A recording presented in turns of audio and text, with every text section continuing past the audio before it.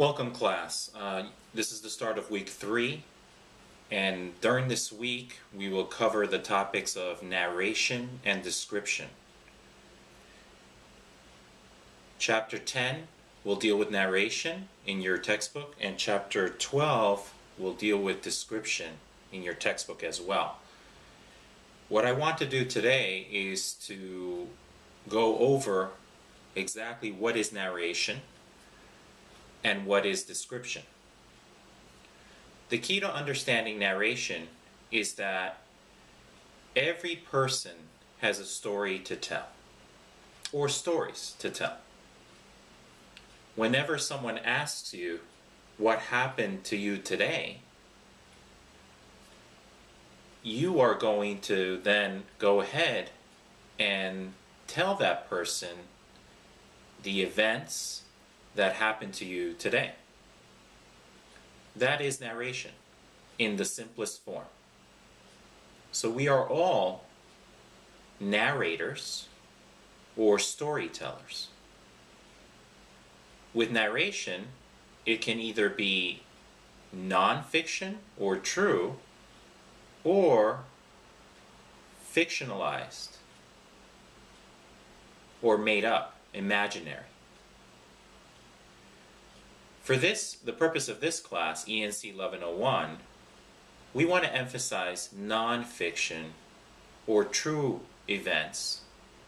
In this type of narration, we want to focus on events that have happened to you or to others.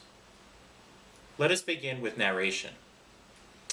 Narration. What is narration? Explains how to do something, tells a story, shows a reader what a person, place, thing, or situation is like, and discusses differences. Whenever you tell a story, you want to make sure that you have a narrow focus. The stories or essays that you have read so far tend to have a narrow focus, and that is done on purpose so that you can spend a fair amount of time explaining in detail that particular story or essay.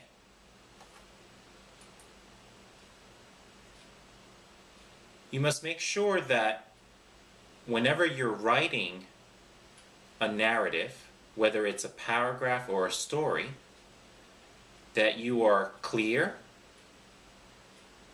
that you stay in order, and that you include steps.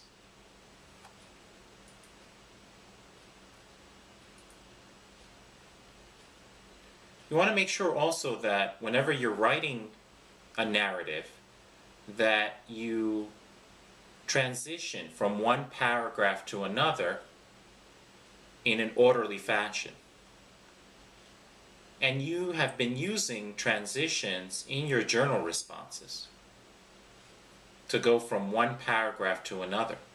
Some examples are the following: suddenly, nevertheless, similarly, furthermore, in addition.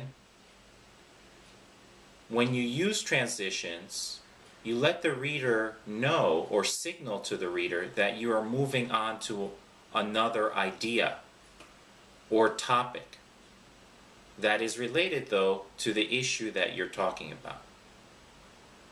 So the comments that I've made in some of your journal responses where it says well-developed paragraphs, that means that you have written in paragraph forms and have included transitions, so it makes it easier for the reader to go from one idea to another. That is at the heart of writing a good narrative.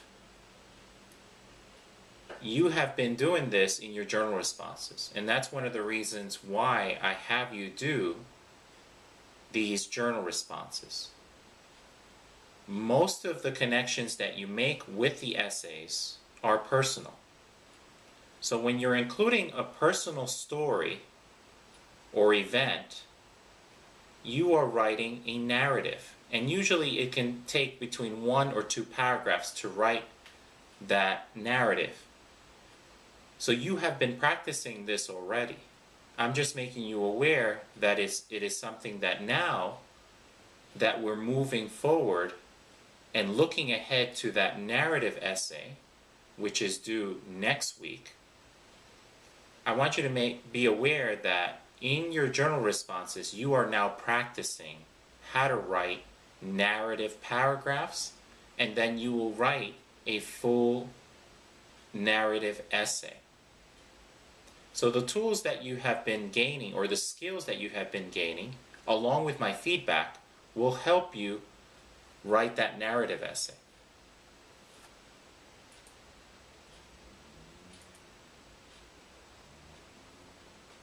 I hope that this introduction to narration has been helpful. Remember, your journal responses, part of the act of that is to reflect on an issue in those essays that you have read. Many of you have been making personal connections to the essays, and that is great practice in order for you to write a full-length narrative essay. So next time we're going to talk about description, and in description we will go further into what makes for a good descriptive paragraph and what details do you need to include for them. Thank you.